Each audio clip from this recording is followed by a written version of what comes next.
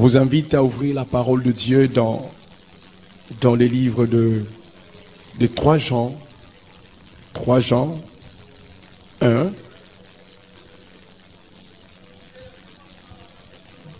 2.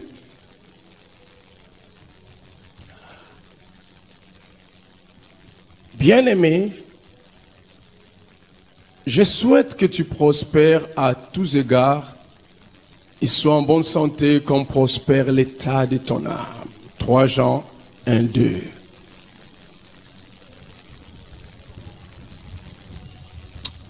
Depuis un certain temps, nous sommes en train de réfléchir sur ce thème, le pouvoir destructeur de la paresse. Nous avons vu comment la paresse a le pouvoir de détruire beaucoup de choses dans nos vies. La fois passée, nous avons vu comment la paresse détruit la vision, mais aussi autant de choses dans nos vies. Et dans ce 3e dimanche, nous voulons voir la 4e chose que la paresse détruit. La paresse détruit dans une vie toute possibilité de croissance équilibrée. L'apôtre Jean dit, je souhaite que tu prospères à tous égards. Sois en bonne santé comme prospère l'état de ton âme. Il nous montre là que nous sommes créés pour connaître la croissance. Nous sommes créés pour connaître la croissance et c'est là d'une façon intégrale. Nous sommes créés pour connaître la croissance et c'est là, mes frères et sœurs, dans chaque domaine de nos vies, dans chaque aspect de nos vies, nous devons vivre et connaître la croissance. Et si vous voyez une personne dans son corps, dans son développement, le développement de son corps, et que vous constatez que pendant la phase du développement, une partie de son corps, des membres de son corps, n'arrive pas à connaître une croissance, certainement vous allez dire qu'il y a une anomalie, il y a une déformation, il y a quelque chose qui ne va pas dans la vie de cette personne. Parce que normalement, lorsque l'enfant naît, il grandit, sa croissance doit être équilibrée, chaque membre de son corps doit connaître la croissance. Et il y a 3 dimensions de la croissance dans la vie que nous sommes appelés à connaître pour arriver à être équilibrés. 3 dimensions de la croissance. Une croissance équilibrée dans une vie, c'est une croissance intégrale. Notre croissance dans la vie doit être une croissance qui se manifeste premièrement dans notre état spirituel. Spirituellement, en tant qu'enfants de Dieu, nous devons grandir dans la foi. Nous devons croître. Nous devons nous développer. Celui qui vient de se convertir, il ne restera pas toujours bébé spirituel. Il ne restera pas toujours un enfant en train de prendre le lait. Il doit grandir dans le temps. Voilà pourquoi il est reproché à certains membres de l'Église dans la parole de Dieu. L'apôtre dit, vous qui depuis longtemps vous deviez être des maîtres, mais jusqu'aujourd'hui vous n'êtes qu'au lait, vous n'êtes que des bébés. C'est parce que spirituellement, tout enfant de Dieu est appelé à croître. Aujourd'hui, vous êtes venus dans la foi, les autres sont en train de vous encadrer, les autres sont en train de vous montrer les voies du Seigneur, mais dans les années à venir, dans les mois à venir, Dans le jour à venir, vous également, vous devez devenir la personne qui commencera à encadrer les autres et à leur montrer les voies du Seigneur. Ça, c'est la croissance spirituelle. Mais nous devons également croître dans notre mental. Nous devons également croître dans notre intellect. Nous devons également croître dans notre intelligence. C'est ce qui fait que plusieurs ici, lorsque nous avons commencé l'église, nous les avons vus, certains venir avec des culottes, certains venir avec les bleus blancs, mais plusieurs années après, voilà, ils se sont retrouvés diplômés. Après, ils ont reçu un diplôme supérieur. Après cela, nous voyons certains ont commencé à travailler, certains sont encore allés plus loin, ils ont trouvé une maison, ils se sont mariés.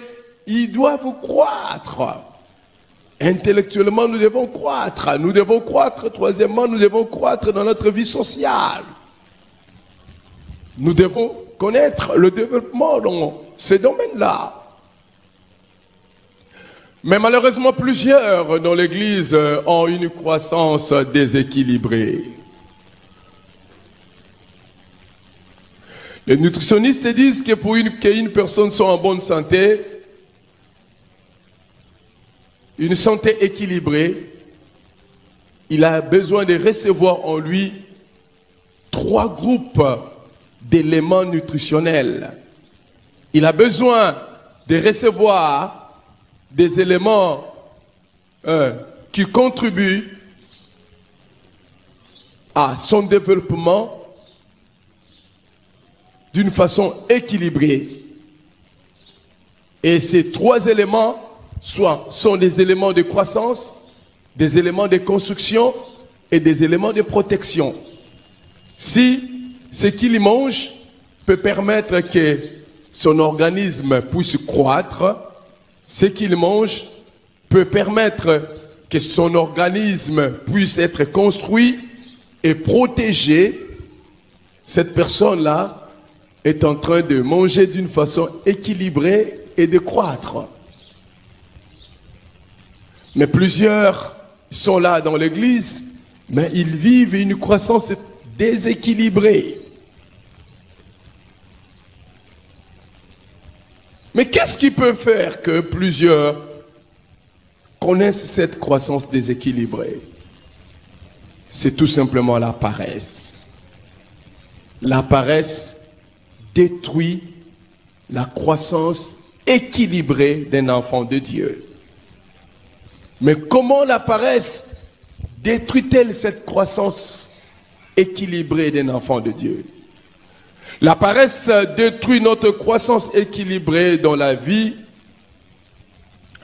tout simplement en nous conduisant à nous exceller dans un domaine de la vie, tout en faisant que nous soyons médiocres, nous soyons faibles, nous soyons pauvres dans un autre domaine de la vie. Ainsi, vous verrez des croyants qui spirituellement, ils sont forts. Ils savent prier, ils savent jeûner, ils savent parler en langue, ils savent gagner des âmes. Ils sont forts spirituellement. Ils peuvent faire des heures et des heures enfermés dans la chambre en train de prier. Ils peuvent recevoir des révélations divines. Ils sont forts spirituellement.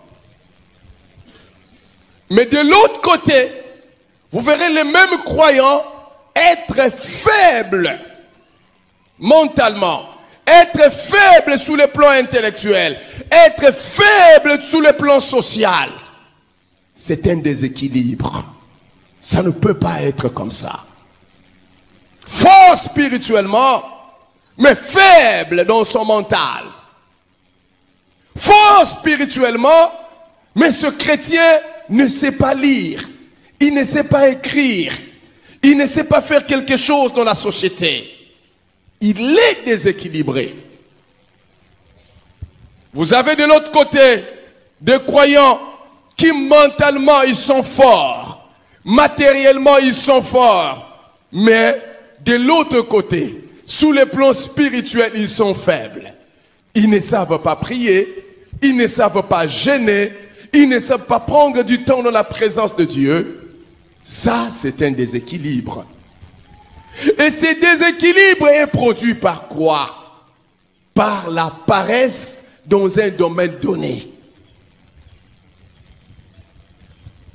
Tout ce que nous devons savoir,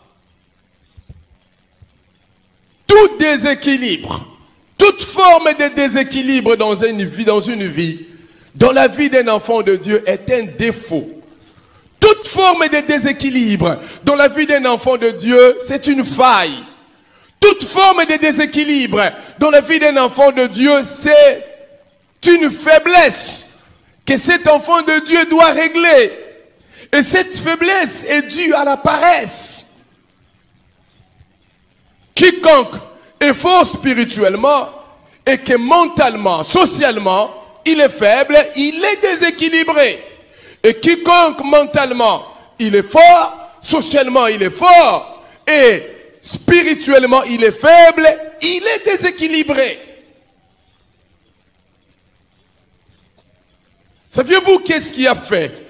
L'une des causes qui a amené les États-Unis d'Amérique à connaître le développement, la croissance. Saviez-vous quelle est la cause de cela? Les missionnaires qui sont allés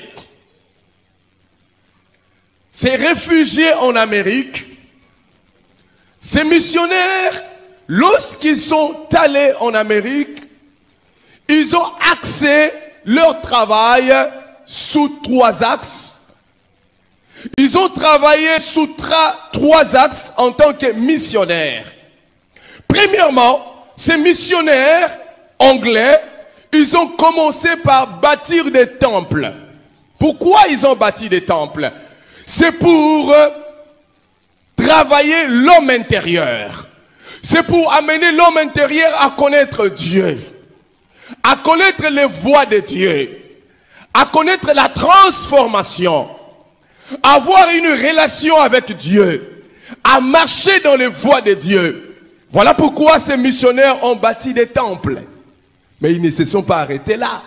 Après avoir bâti des temples, les mêmes missionnaires ont bâti des écoles. Pourquoi ont-ils bâti des écoles? C'est pour construire l'homme extérieur. C'est pour construire l'intelligence de l'homme. C'est pour amener cet homme qui connaît Dieu à prendre possession de son environnement, à conquérir son environnement, à développer son environnement. Ils ont construit des écoles. Ils ne se sont pas arrêtés à construire des écoles. La troisième phase de leur action, ces missionnaires savent que cet homme qui spirituellement est sauvé, cet homme dont le cerveau est aiguisé, cet homme a un corps, il peut tomber malade. Ils ont construit des hôpitaux. Ça, c'est une mission équilibrée. L'homme est sauvé, l'homme prend soin de son environnement, l'homme se tient en bonne santé. Là, la mission est complète. Mais qu'est-ce que nous constatons avec la mission le genre de mission que nous faisons? Vous allez constater que nous pouvons implanter une église pendant des années. Cette église qui a beaucoup de ressources financières, mais elle est incapable de se bâtir une école, une université, un centre médical. Elle est incapable de développer l'homme sous le plan intellectuel. Ça, c'est une croissance déséquilibrée. Mais qu'est-ce qui arrive à produire cela? C'est la paresse dans un domaine donné. Et cela ne doit pas être ainsi au milieu de nous. Amen. Cela ne doit pas être ainsi. Vous pouvez faire l'université pour aiguiser votre intelligence.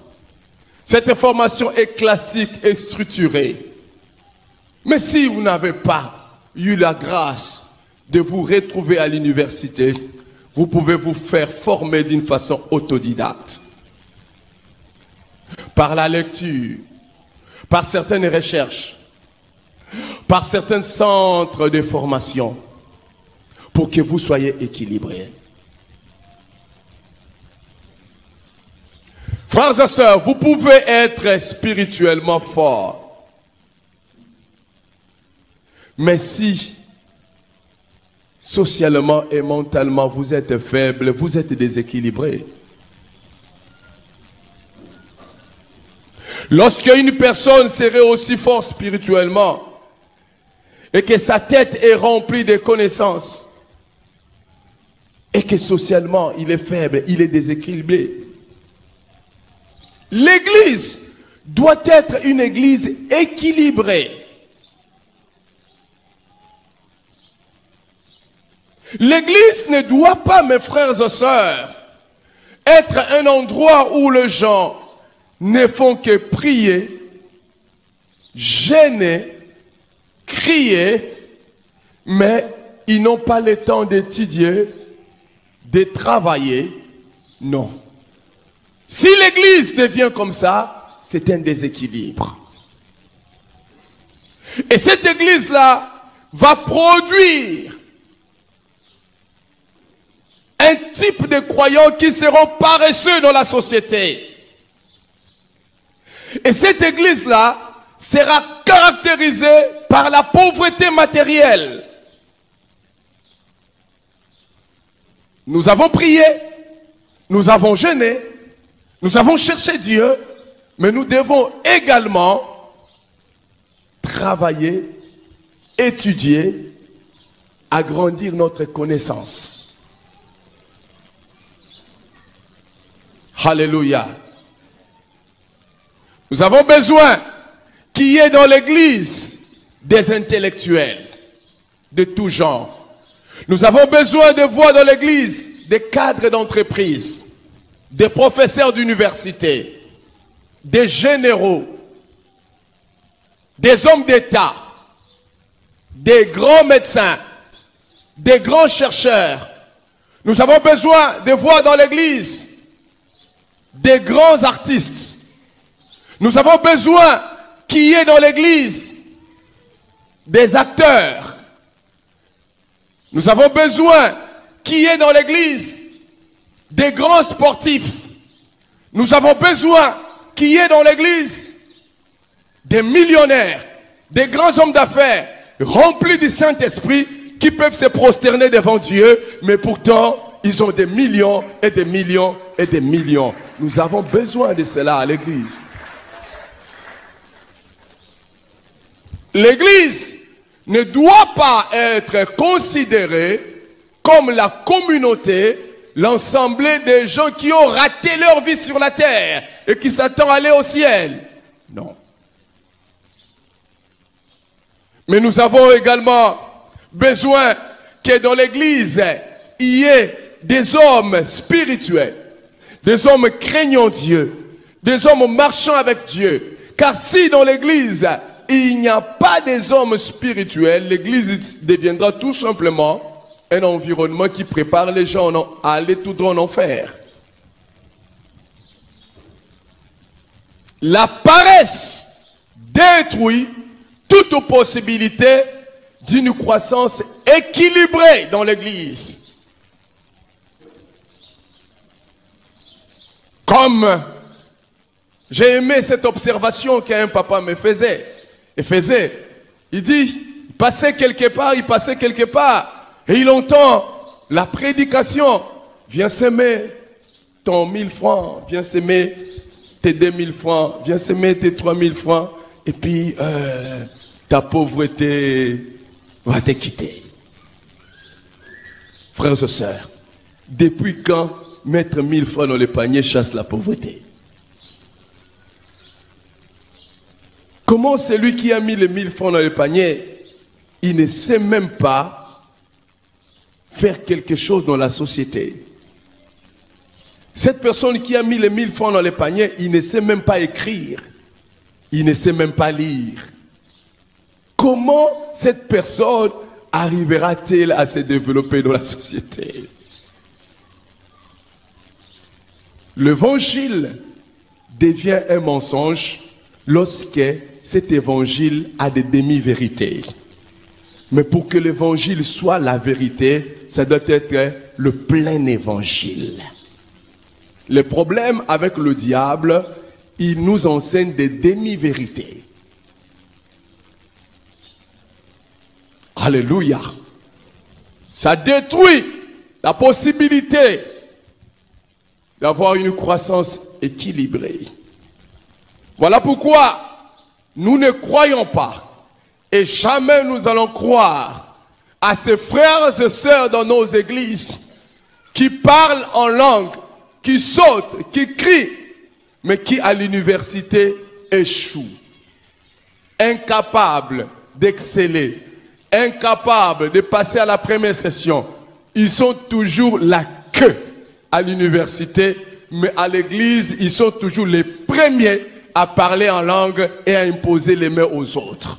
Nous ne croyons pas à cette onction-là, parce qu'il est écrit dans la parole, l'onction du Saint-Esprit vous enseignera toutes choses. Cela veut dire, l'onction du Saint-Esprit a le pouvoir d'aiguiser même notre cerveau pour comprendre la biologie, pour comprendre la mathématique, pour comprendre la physique, pour comprendre cela. L'onction du Saint-Esprit nous enseigne toutes choses. Les gens ont réduit l'onction au tombé et au relevé et en transe. Non. L'onction fera de toi un puissant intellectuel. L'onction fera de toi un puissant homme d'affaires. L'onction fera de toi un cadre puissant dans la société. C'est ça l'onction. Ne réduisez pas l'onction tout simplement en s'agitant. J'ai regardé un film et j'ai dit ça c'est quelle onction, où les gens étaient en transe, ils étaient dans la poussière. J'ai vu même une certaine onction qui poussait les gens à manger les herbes comme les animaux sauvages. Quelle onction! L'onction fera de toi être un grand pilote. C'est ça l'onction.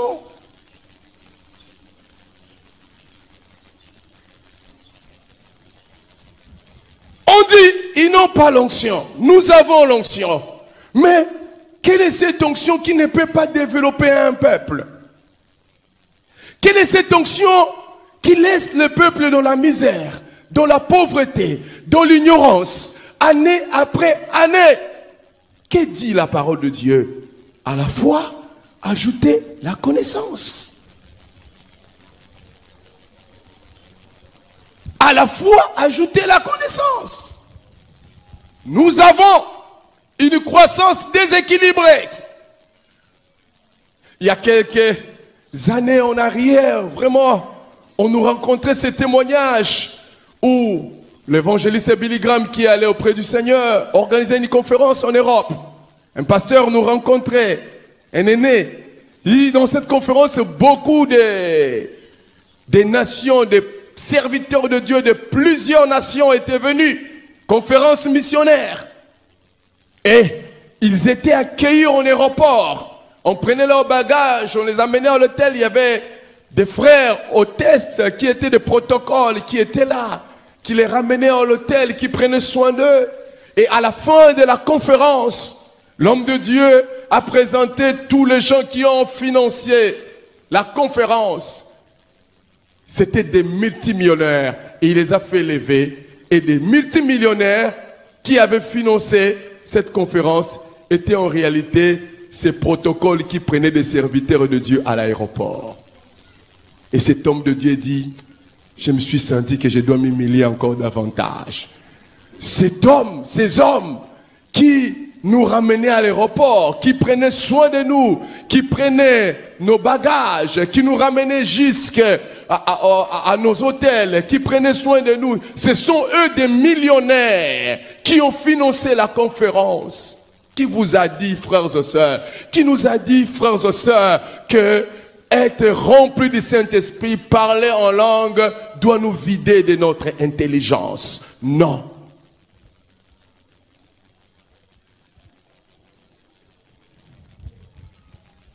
Et nous avons aujourd'hui, particulièrement en Afrique, une croissance déséquilibrée dans l'Église.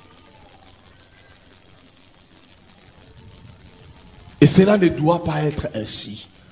Mes frères, comme j'ai l'habitude de vous le dire, Dieu est le même. Le même Dieu qui est invoqué en Amérique, le même Dieu qui est invoqué en Asie, c'est le même Dieu que nous invoquons ici. Mais le problème, les principes pour voir ce Dieu agir avec nous, nous ne l'appliquons pas. Nous ne l'enseignons pas. La paresse détruit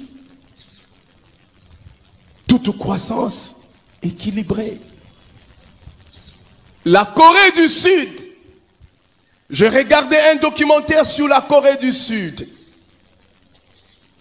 Comment est-ce que les gens travaillent dans ce pays? Et dans ce documentaire, j'ai retenu une chose. La personne disait, la Corée du Sud n'a aucune richesse. Il n'a pas de minéraux, il n'a rien. Et la personne dit, au milieu de nous ici, la compétitivité est très forte.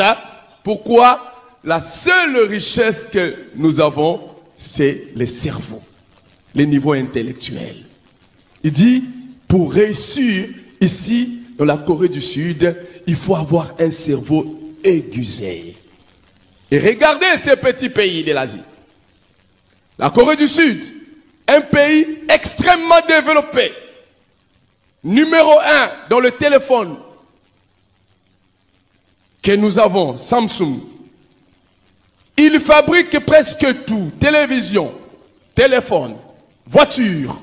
Et leur richesse, c'est le cerveau. Nous devons, en tant qu'Église, nous devons en tant que croyants, connaître une croissance équilibrée. Et lorsque nous sommes animés par la paresse, lorsque nous sommes assis par la paresse, lorsque la paresse repose en nous, la paresse, mes frères, détruit cette croissance équilibrée du croyant.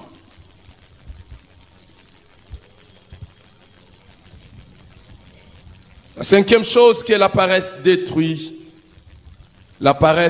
l'esprit des sacrifices. Proverbe 20, le verset 4, la Bible dit, « À cause du froid, le paresseux ne laboure pas. À la moisson, il voudrait récolter, mais il n'y a rien. » La paresse enlève et détruit tout esprit de sacrifice.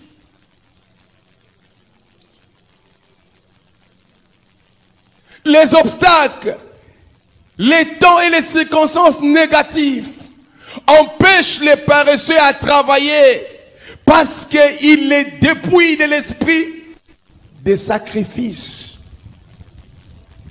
Avons-nous l'esprit des sacrifices?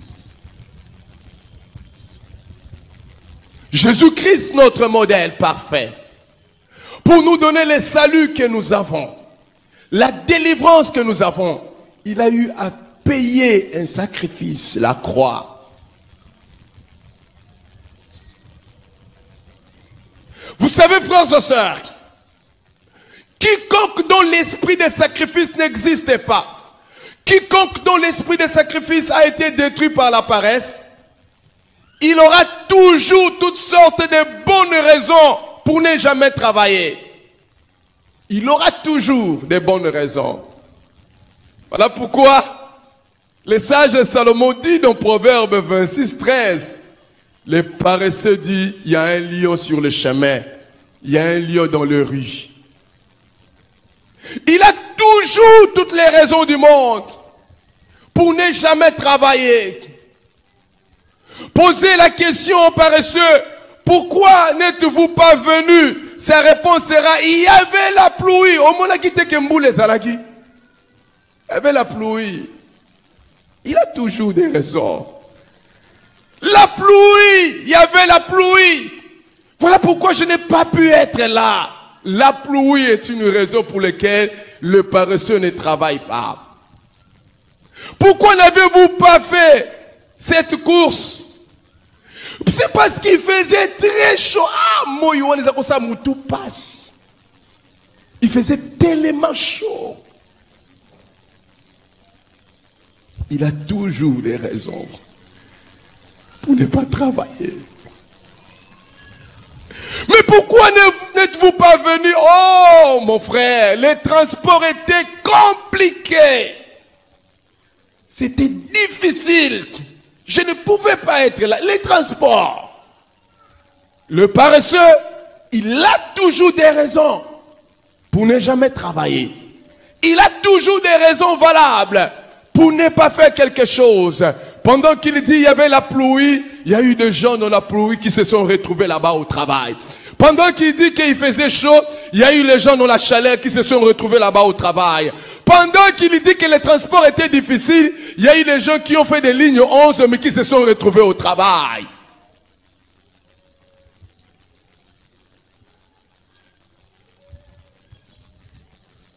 Il a toujours des raisons valables pour ne pas travailler. Mais qu'est-ce qui lui donne ces raisons? C'est l'absence de l'esprit de sacrifice.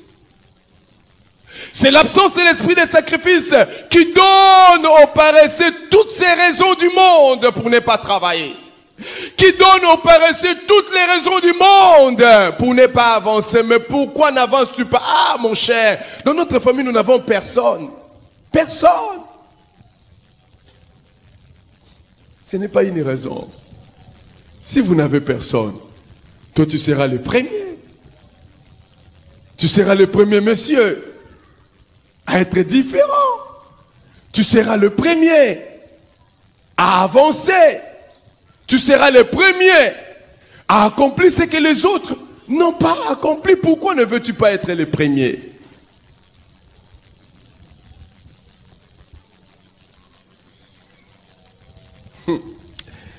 Vous savez, la manne était une grâce divine. La manne, ça tombait du ciel. Ce n'est pas l'homme qui a préparé ce pain. C'est Dieu qui a préparé la manne. Savez-vous quand est-ce que la manne tombait?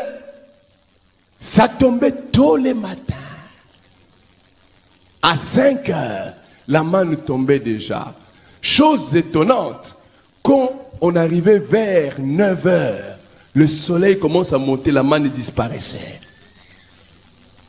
Pensez-vous, cette grâce qui venait du ciel pour arriver à la voir et à manger la manne, quelqu'un devait se lever à quelle heure? Tôt le matin. Même ce que vous obtenez par grâce, il y a un prix à payer pour le consommer.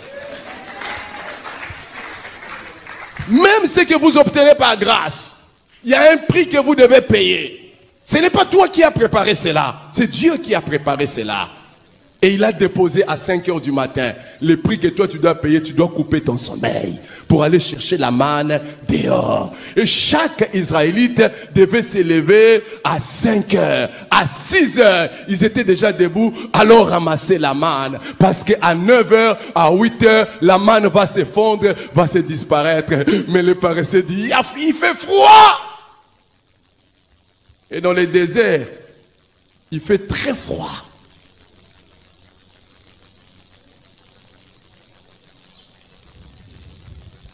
Alléluia. Même ce que vous n'avez rien